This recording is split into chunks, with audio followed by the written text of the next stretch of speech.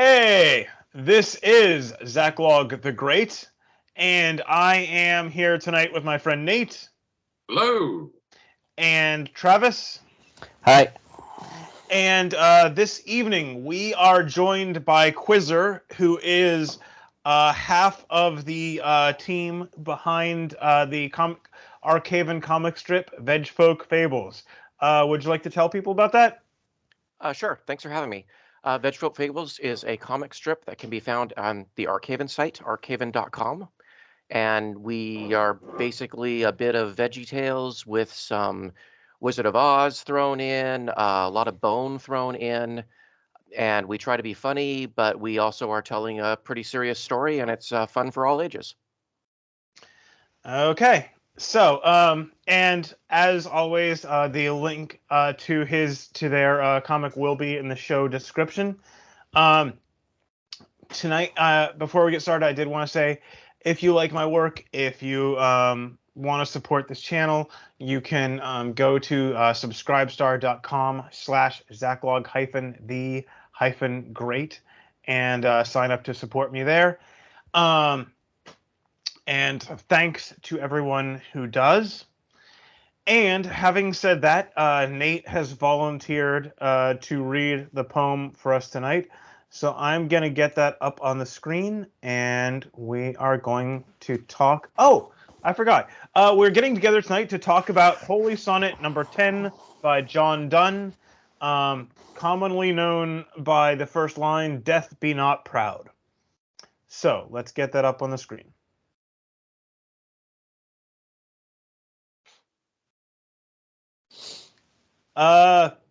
Nate, when you're ready to go.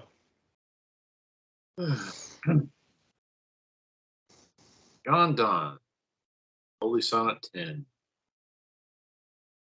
Death, be not proud, though some have called thee mighty and dreadful, for thou art not so. Those whom thou thinkst thou dost overthrow, die not, poor death, nor yet canst thou kill me. From rest and sleep, which but thy pictures be, much pleasure, then from thee much more must flow. And soonest our best men with thee go, rest of their bones and souls deliver. Thou art slave to fate, chance, kings, and desperate men, and dost with poison, war, and sickness dwell. And poppy or charms can make us sleep as well, and better than thy stroke. Why swell'st thou then? One short sleep past, we awake eternal, and death shall be no more. Death thou shalt die. Okay. And so, as our guest, Quizzer, would you like to kick off and give us your first thoughts here? Sure. So he approaches death as though death is a living character, as though it's not something that man actually gave birth to when Adam fell in the Garden of Eden. The problem is that he has all these negative characteristics, and yet death is actually quite a useful thing, and in fact, it makes the world go round. For example, without death, Thanksgiving dinner is going to be far harder to eat. It's going to be a lot more lively. Without death, today the pillow is just going to be a wrinkly slumber party. Without death, there's no difference between the bug and the windshield. Without death, even vegetarians are going to starve. And last but not least, without death, Underwear Hammer Fight Club is going to be as pointless as it is gay.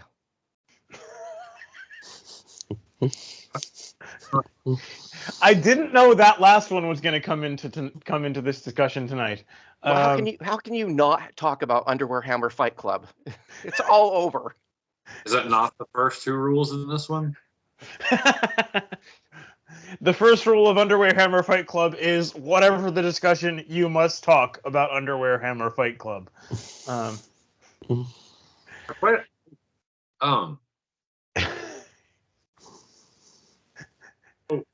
Is it fighting in underwear with hammers, or is it fighting with your underwear hammers? Well, it could be that. I mean, okay. They both only had underwear on. Now, if they weren't carrying the hammer the entire time, they had to stow it somewhere.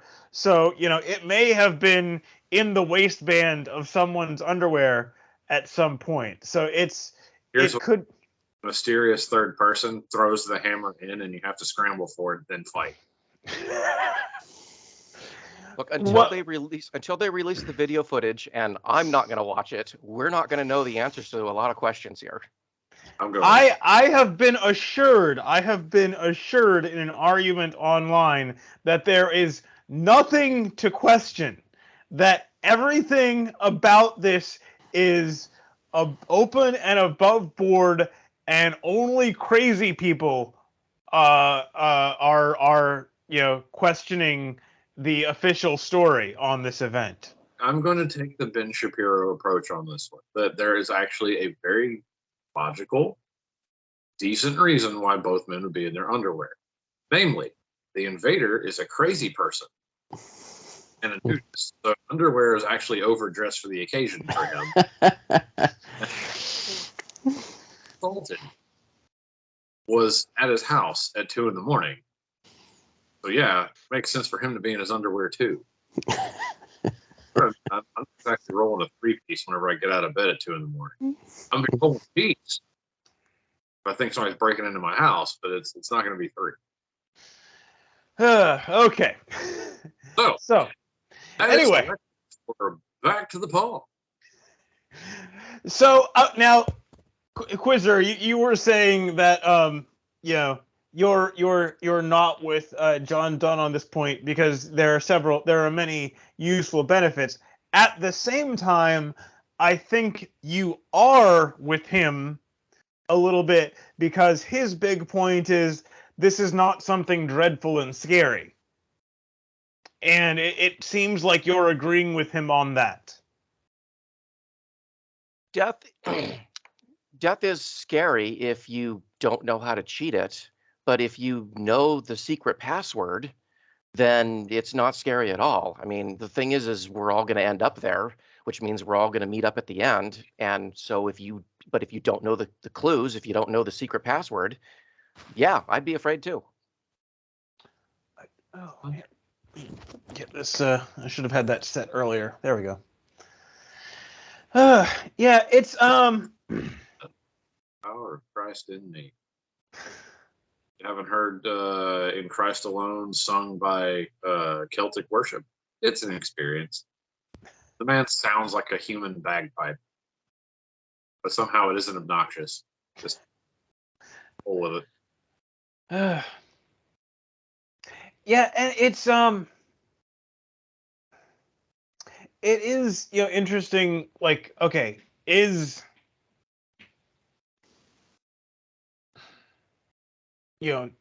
what's Shakespeare's line in Hamlet? For in that sleep of death, what dreams may come. Because what's up? They're in the pub. But it's so John Donne here, he's saying, death, you're not that scary. You're a lot like sleep, and sleep is pretty great. That was actually my favorite line in the poem, was the one about what is it exactly? I'm not finding. And popular charms can make us sleep as well. Yeah. Yeah. I was just like, yeah. Oh, like, oh okay, no, it wasn't that part. It was the much pleasure. Then from thee, much more must flow. Yeah, that's the part I would like. Yeah.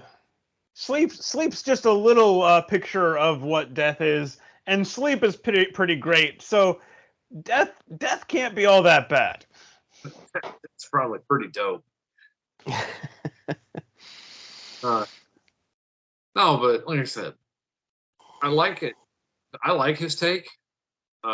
Just to jump in on it, because yeah, though some have called the mighty and dreadful, because there are a lot of people out there just slap terrified to die,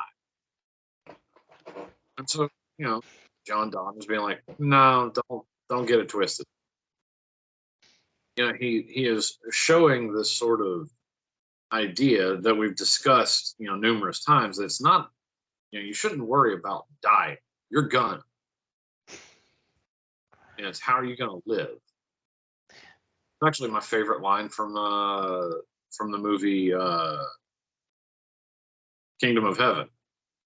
You know, one of Balian's homeboys is getting ready to ride off into a doomed battle, and he walks up and he's like, yeah, my order's going to war, and so am I.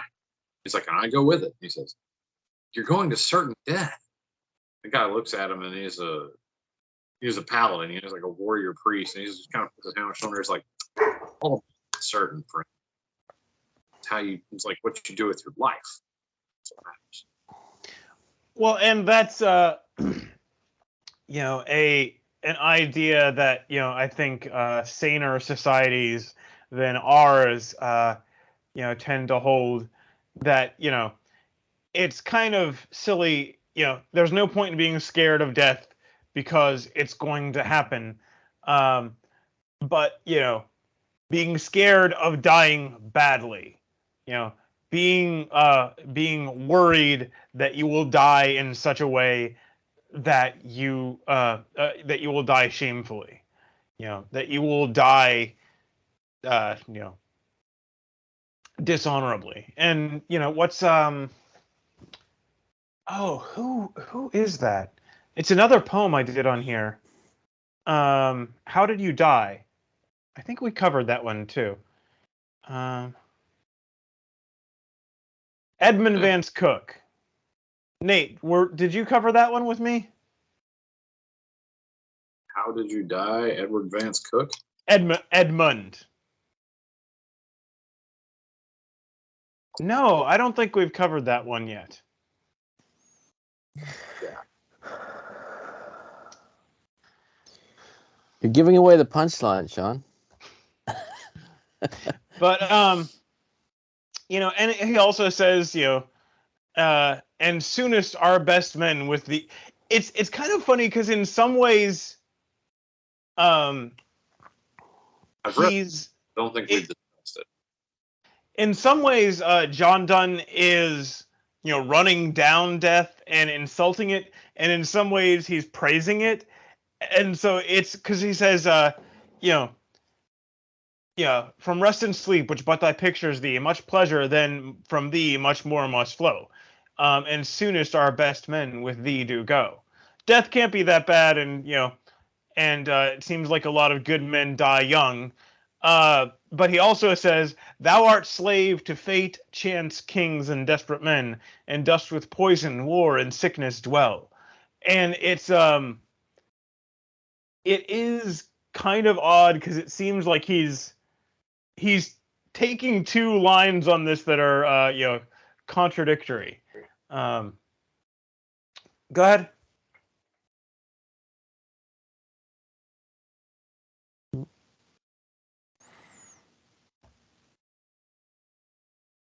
Quizzer, were you saying something a moment ago? No, but I can. Okay. The line "Thou art slave to fate, chance, kings, and desperate men." That was my favorite line of the poem. But he doesn't mention the big one in that death is also a slave to God. In fact, Nate both you and Nate made great points that I agree with. As far as there's no reason to fear. It's more important how you live, et cetera, et cetera. But Donne doesn't bring any of that up. We as readers have to bring that into the poem ourselves. Now, maybe that's just the nature of poetry, but he doesn't talk about any of those aspects. So when you just look at the poem as far as what's there, well, it's not my favorite poem, but it is, interesting, as most things are. Well, it is kind of fun to think about. He sort of points out in this that there's a sort of common misconception about death. This personified death is the guy who kills you. Like, he comes and, rips your soul from your body, when all he's really doing is collecting the dead. It's like the misconception that Satan is the king of hell, like that he's a ruler down there and he can do anything besides be punished.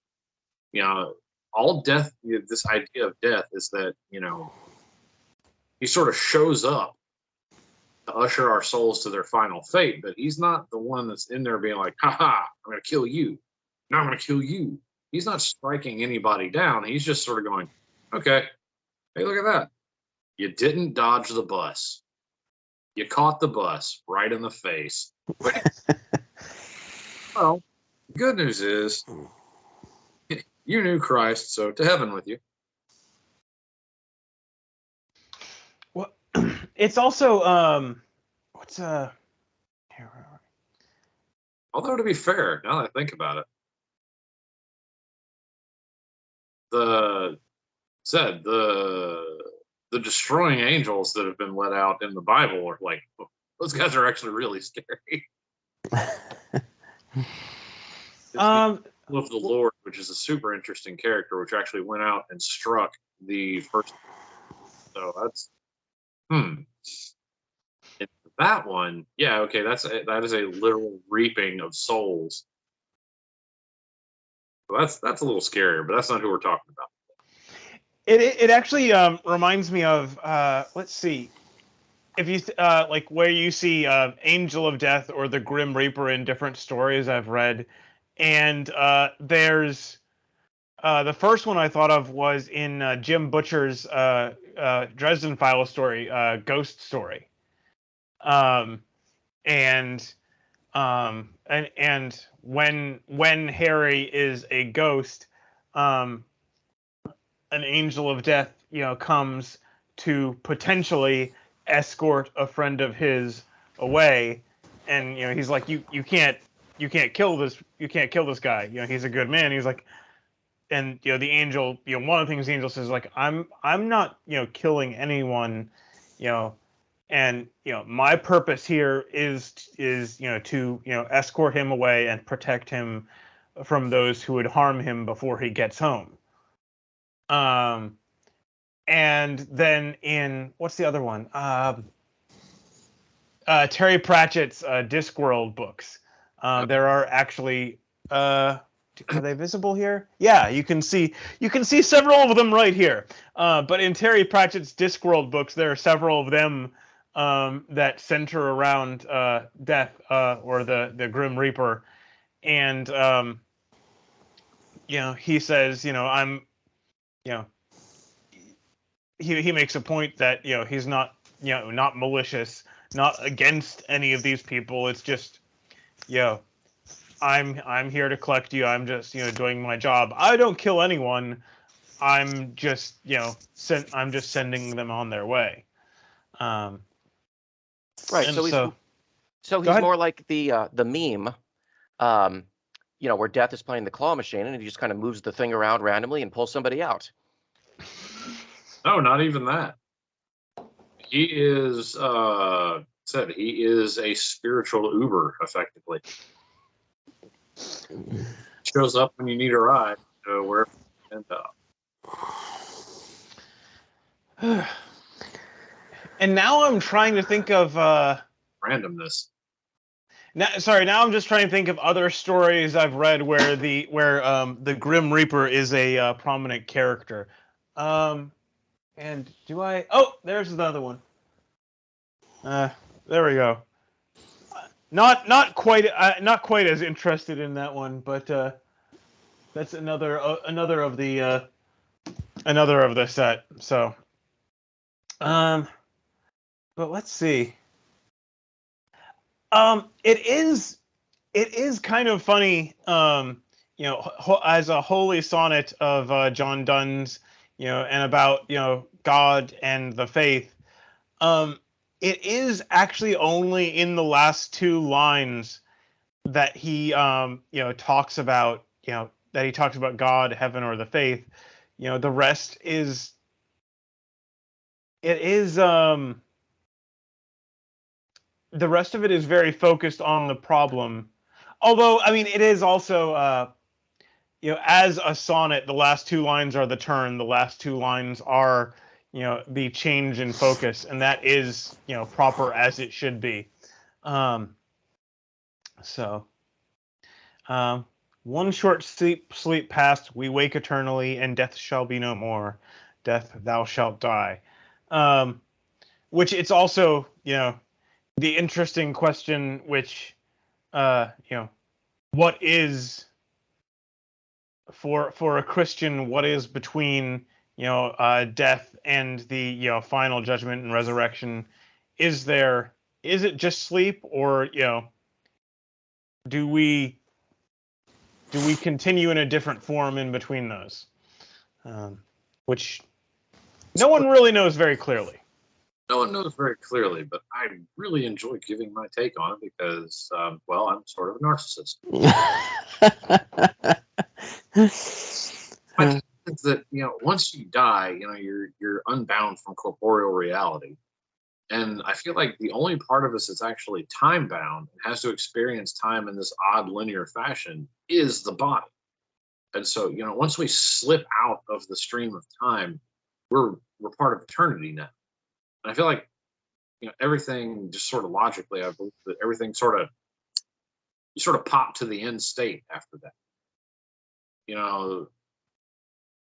Although we experience it very differently,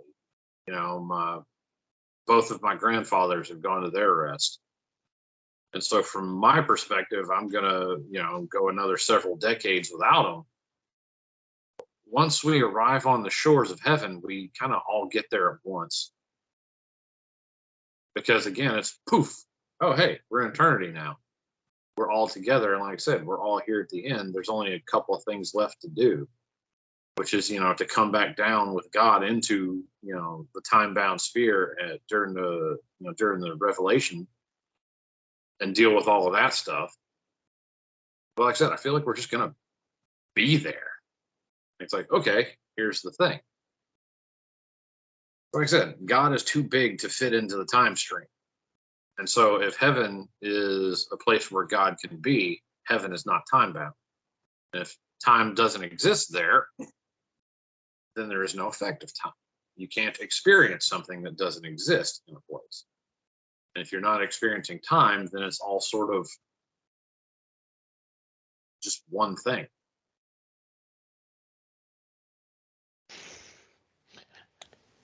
So, in that reasoning, the only thing that jumped at me, and I probably misunderstood, was whenever you said that God is not time-bound.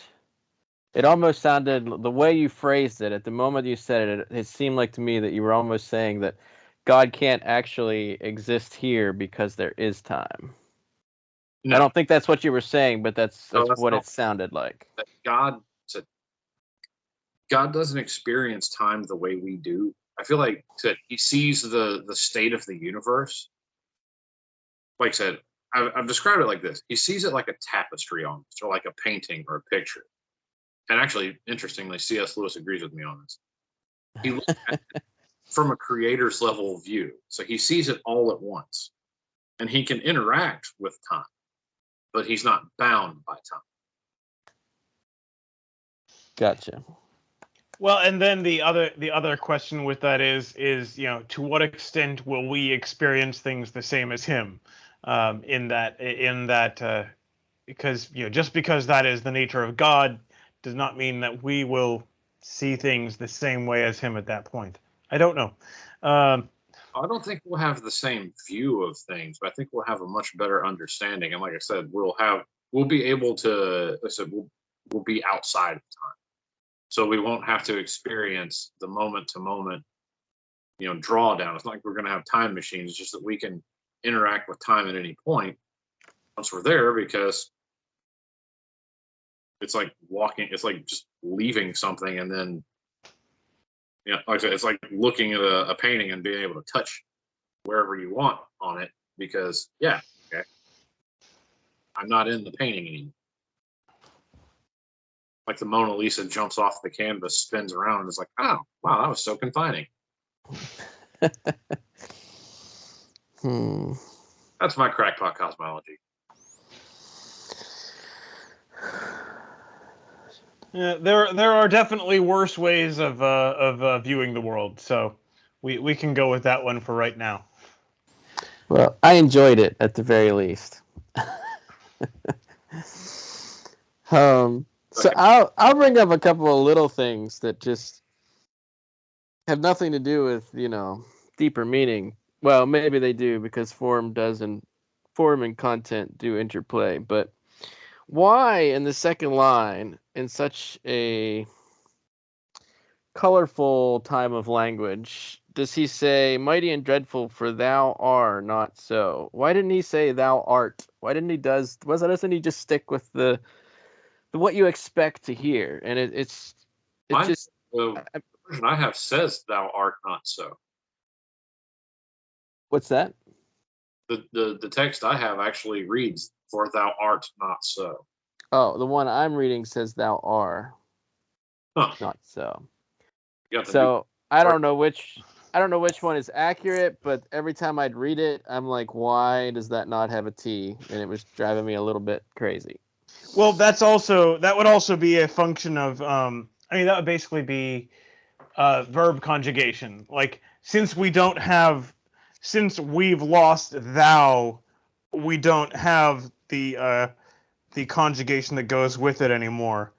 But yeah, that would be thou art not so, and art is the one that the verb form that would go with thou, which I actually have an entire video on why we do not have the word, why we don't have thou anymore, and why you and you are both second person plural, and why why different places that speak English have to come up with different versions of you more than one.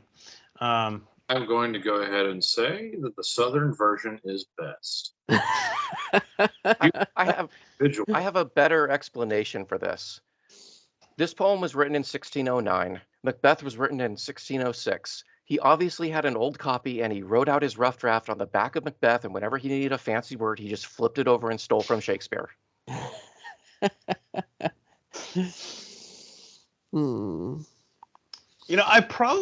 I need to so kind of on topic, something I need to do sometime is like make a timeline and like put various authors, their lifespan on that timeline, so I can see who was contemporaneous with who and who may have read who and influenced who. Because if I would have thought about it, I probably would have said, yeah, Shakespeare and John Donne are probably about the same time, but I didn't actually know that, and that it seems like that's a useful thing to be able to reference quickly.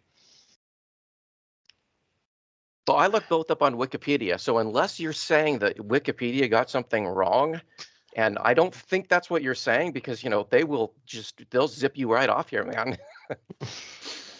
My facts are indisputable. Oh no, I'm not saying that's wrong. I'm just saying it would be interesting to be able to visualize that and have that at ready reference. Somebody's probably charted that out somewhere. You could probably find a chart that like delineates where everybody is in time and how it would have come to be. Look, one thing the modern era has taught me is that all facts are disputable. Is that disputable? Yes. Anything can be disputed. Do you have a source for that? My mustache is incontrovertible authority. Well, yours is better than mine. So, and neither Travis nor Quizzer are revealing their faces at the moment. So with the if mustaches grant authority, we all have to defer to you on this. That's the Dr. McNinja theorem. Not motor rifle webcomic. So I don't know if any of you would have heard of this group of this band. But this poem a little bit reminds me of a song by Waterdeep, Christian band. I don't know if they're still going. I don't know, how long they continued. But I was familiar with them from like late '90s, early 2000s, and there's one song of theirs. Both of us will feel the blast, and it's kind of about marriage and death at the same time. I mean, not the two things happening at the same time, but about both of those subjects.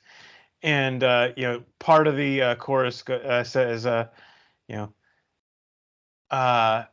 and dying's. Well, it changes. The one time it says, and dying's overrated. It's a ticket on a train. And as long as I can hold your hand, I'll know that I'm still sane. And then the other one is, and dying's underrated. It's a ticket to the feast. The one we're all invited to, from the greatest to the least. Which, now that I think about it, that song is actually doing the exact same thing here as Donne is doing, because at one point he's like, death isn't that big a deal. Death is, you're kind of shameful and silly. And another point he's like, yeah, death must be pretty nice. Because it's sleep is our closest picture to that, and sleep is pretty cool. So. Well, and I think, I mean, it's interesting. I mean, he's making a certain point with the poem, and it's interesting that, like you say, he's giving these two little sides to it, and it's somewhat playful. But when he says that though some have called thee mighty and dreadful, for thou art not so, in reality, there is a mightiness to death, whether you believe in an afterlife or not. I mean, I have a friend whose son just died, and it is pretty mighty. There is import in it, and like all else, with death, that's probably because of the value of life, and in some ways, death brings that out. When you lose someone, it brings out the importance of that life. It's not so much about the death, but it is about life. And for whatever reason or however it works, death does call that up. It calls up the value of life whenever you're facing it. And so I think he may actually be a little too flippant with death in some ways, and not giving him quite enough regard for what he does bring to the world. There's the suffering, but there's the value of life. And you were saying earlier about, some cultures, it's not about fearing death, it's about fearing dying badly or with shame, or to die in some way that's not noble. I mean, really, death always points back to life. Death is merely a part of life. Well, yeah, and that's also a reason, I think, to a reason to take time to think about death. A reason that it's good from time to time to stop and remember, this is this is going to end. This life, that I am used to, I'm going to run out of it someday. Because if you don't think of that, it's very easy. I mean, it's very easy to waste things, to not appreciate things, because, if you live with the illusion that it's going to go on forever, then, you don't have to think that much about what you're doing with each day. Whereas if, you take a moment each day to remember, this is one day of a limited number of days that I have on this earth. What am I going to do with it? I think you will probably live a better life, and you will probably live a life that is more useful to those around you. Which there's or actually, you'll buy a sports car and date women half your age. there's different ways of coping with it. I am apparently of about the age where that's a thing. I have no plans to do so, but Well, at least a Miata. the the other thing with that, I remember, I was either in either in my last year of high school or in early college when I found this. There's this website. It's still going, which is actually kind of impressive. It's deathclock.com, and they've added stuff since. But when I found it, you told it your birth date and whether you're male or female, and then based on it's just based on average lifespan. It tells you what day you're expected to die, and it has a running countdown of how many seconds you have left. Which I always found kind of funny. In a I don't know. So just the seconds. So it translates it to like 10 billion seconds, not like days and minutes and seconds. No, it is just seconds. Yes, yeah, that's clever. I like that.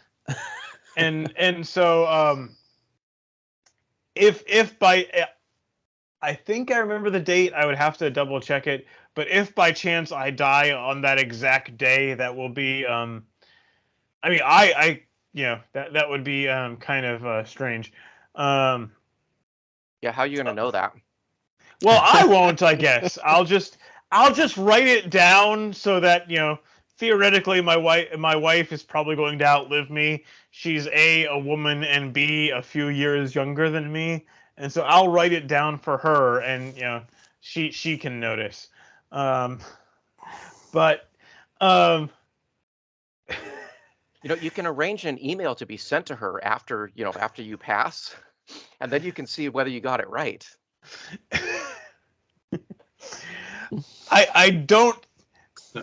I somehow don't think she'd appreciate that. I don't think that would be a gesture that would work. That would go over well. Maybe it's gone too far. I think I'm gonna kick it in the 60s. They got me dying in 2059. I have about 1.25 million second, or I know 1.1 million seconds left to live. That's crazy. Oh well. Oh, let's see. Yes. Wait. Yes, I have just slightly under 1 million left to go. Is my running countdown. Yeah, I done got fat in my body. There really aren't that many seconds in a lifetime, are there? I would have guessed it to be more than 2 million seconds in a lifetime. Yeah.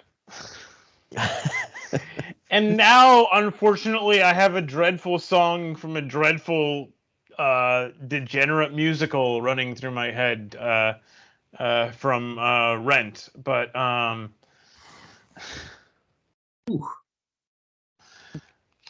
Oh, rats. I cut off 1 million seconds.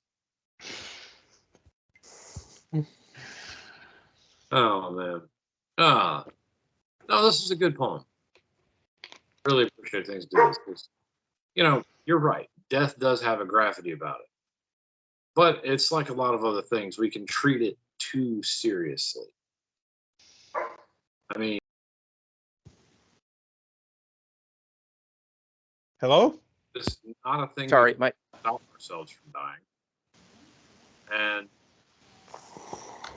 then, like it points out, death isn't the worst thing that can happen. Actually, death is a gift in the end. Sometimes death is, a tragic abridgment of what could have been, but oftentimes death is an end to suffering. Well, and it's also if you just when you dispatch some, like the badly wounded animal, that's being merciful. It's the same thing, when you give the so-called final mercy to an enemy, the battlefield. It's like, yeah, we can't save this guy, and all he's going to do is die in agony. So I'm go ahead and I'm all dead before I got here. I just kind of helped him arrive faster. Like I said, so death can be a fear, or can be a mercy, can be a tragedy, but it is a promise. And so, why fear the inevitable? Well, and it's also, you don't, Hey, Travis, I'm getting a lot of background noise on your end. Yeah, I don't know what to tell you.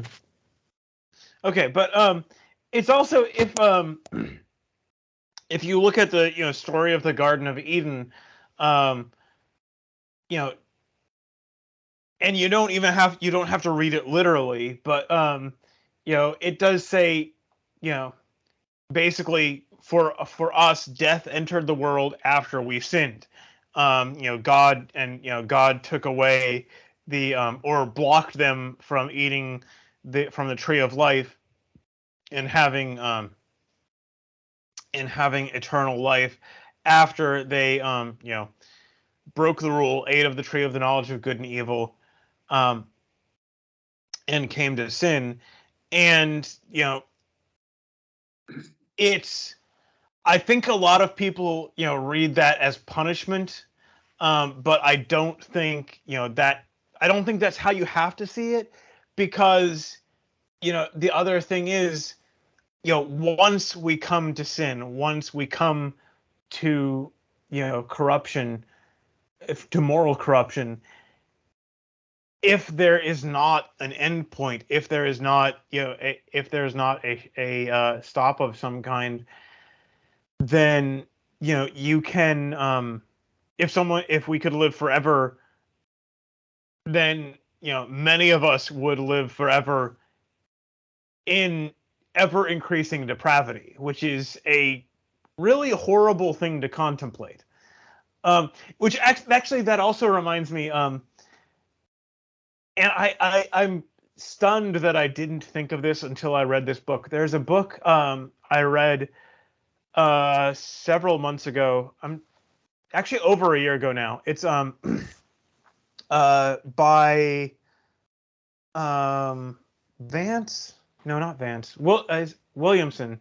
Um, by Jack Williamson, science fiction and fantasy author. Or is it crud? I can't remember. It's To Live Forever is the name of the book, and it's about like a future society in which they have like mastered technological immortality. But the thing is, they're like, well, we can't have everyone living forever because there's not resources for that. So basically they have this very stratified system where depending on your achievements and depending on your status, you can get longer and longer life, and a very few will actually be allowed to live forever. And I looked at that and I'm like, oh, that's why if they ever do achieve technological immortality, it's not going to be for everybody. It's not going to apply to 99.9% of the population. Who would live forever? Hillary Clinton in that scenario would live forever. Like Like the worst people you can imagine are the people who would get to live forever, if humans, ever mastered death in that fashion. Nate, what were you saying? Oh, you said Hillary Clinton would live forever, and I was just like, unlike many of her associates. Do we know she's still alive now? Fair, I think it's more of a necromancy situation. That was my assessment. Pretty sure that's like a made up corpse that has had like some kind of dark stuff poured into it. Okay, so the current theory, Hillary Clinton is a lich. I would just like to say that She is if Hillary Clinton is a lich, I do not have any information that will. I do not have any information that will lead to the arrest of Hillary Clinton, and I do not know the location of her phylactery. Okay, I do not. I want to live. Like I said. Sorry, Nate. Could you say again? I mean, do you want me to say? Blue dress. That's the phylactery. uh, okay. Well, I think I've said most of the things that I wanted to say about this poem. Travis, do you have any final thoughts? No, I don't think so. I mean, I think it's a nice poem, and for some reason, the last line, I mean, it fits with the way the poem's written. It was just, I couldn't get past it. It seemed too final, the last line. I guess perhaps that's what it was. Death, thou shalt die. You know, he's got a certain style in the last, but it makes sense because he speaks directly to death in the first line, so he needs to speak directly to death in the last line. But I kept wanting to hear it more of, and death shall be no more, and death shall be no more. More of a softer, resonating sort of concept rather than death, you're worthless. I don't know.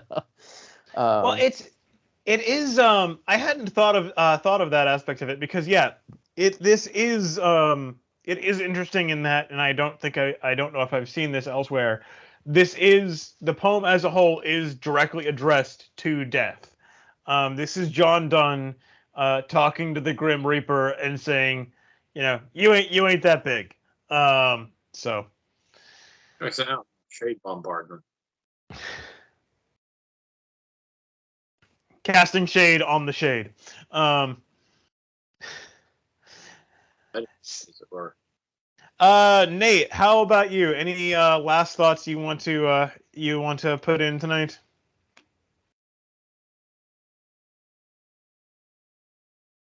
No, for once I'm going to let it go. All right, and then Quizzer. Last thoughts on this poem, on death, on Hillary Clinton's status as a lich, and not having information about her arrest. Well, I subscribe to the Hillary Clinton is a lizard person, and they just keep switching the skins to another lizard.